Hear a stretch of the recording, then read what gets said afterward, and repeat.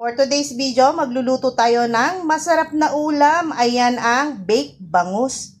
Ayan, meron ditong mga ingredients na, ayan, red chili, green chili, merong kalamansi, kamatis, sibuyas, quick melt cheese, merong magic, merong red egg, at saka paminta at liquid seasoning.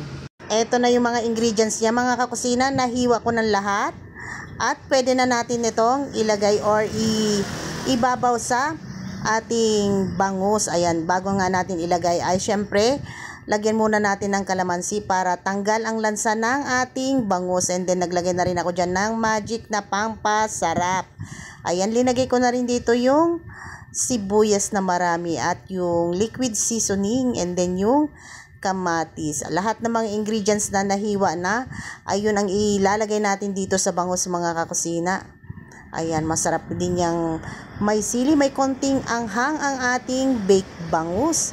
Ayan, yung itlog na maalat pala at saka yung quick melt cheese ang magpapaalat na sa ating baked bangus, mga kakusina. Madali lang naman ang maggawa or magluto ng baked bangus, mga kakusina. Masarap to, promise. Ayan, very special ang iyong bisita pag ganito ang iyong nilutong ulam. Napakasarap, mga kakusina. At syempre pag bibili ka or o-order ka nito sa restaurant ay napakamahal. Kaya ano pang gagawin nyo kundi gawin nyo na lang.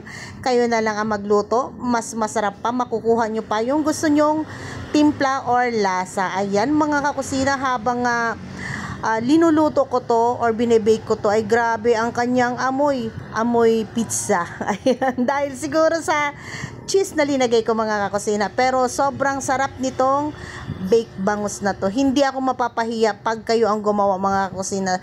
I'm sure na magiging favorite nyo rin tong baked bangus na ito. Ayan, maraming salamat sa inyo lahat, mga kakusina, sa patuloy nyong pagmamahal at pagsuporta sa akin. Sana hindi kayo manawa sa palagyang panonood ng aking mga ina-upload na videos. Bye, mga kakusina. God bless us always.